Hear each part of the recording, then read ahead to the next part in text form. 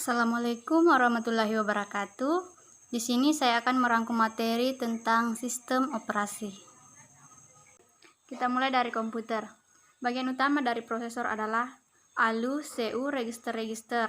Selanjutnya, tipe operasi yang sering dilakukan oleh komputer, yaitu operasi aritmatika, operasi logika, operasi pengendalian.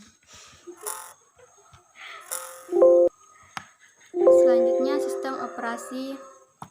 Yang tujuan sistem operasi yaitu agar dapat merancang sendiri, dapat memodifikasi sistem yang telah ada sehingga sesuai dengan kebutuhan, dapat memilih di antara berbagai alternatif sistem operasi, memastikan penggunaan sistem operasi, konsep dan teknik sistem operasi dapat diterapkan pada aplikasi-aplikasi lain. Perkembangan sistem operasi yaitu pengolahan serial, sistem batch sederhana, sistem batch multiprogramming, sistem time sharing. Selanjutnya, sistem operasi mengenai fungsi utama sebuah proses adalah mengeksekusi instruksi mesin yang terdapat dalam memori utama. Selanjutnya, kebutuhan utama pengendalian proses yaitu saling melanjutkan atau interleave, mengikuti kebijaksanaan tertentu, mendukung komunikasi antar proses dan pencipta proses. Selanjutnya, penundaan proses atau suspended process, yaitu suatu kondisi di mana proses mengalami penundaan pada saat running. Kondisi ini disebabkan oleh beberapa hal, yaitu prosesor lebih cepat daripada I/O sehingga banyak proses yang menunggu I/O. Selanjutnya, swap disk processors to disk to free up memory. Selanjutnya, blocked state becomes suspend state when swapped to disk.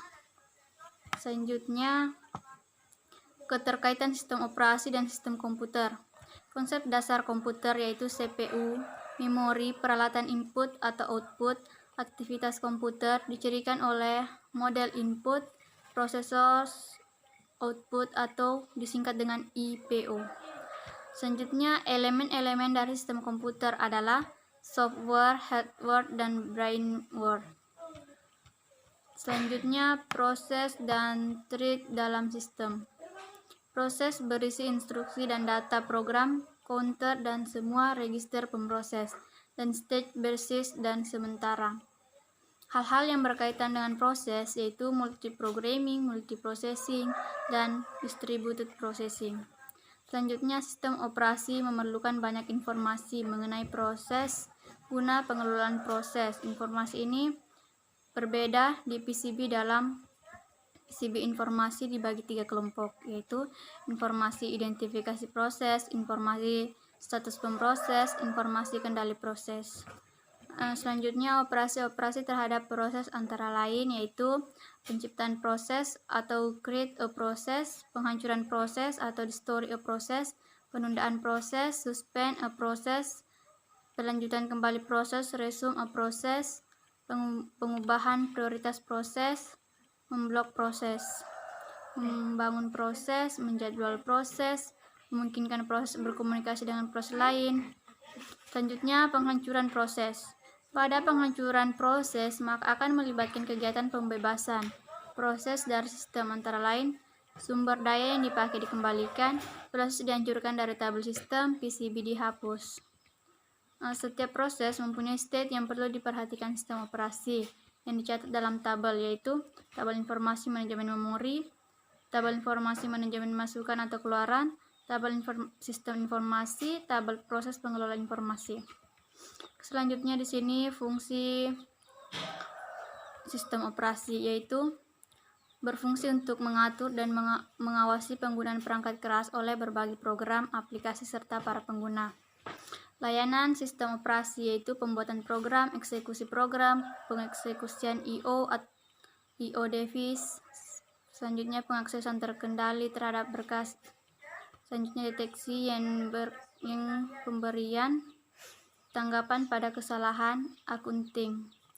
Selanjutnya, booting. Booting berarti proses pengaktifan komputer sampai diambil alih oleh sistem operasi yang disebut juga dengan istilah bootstrap.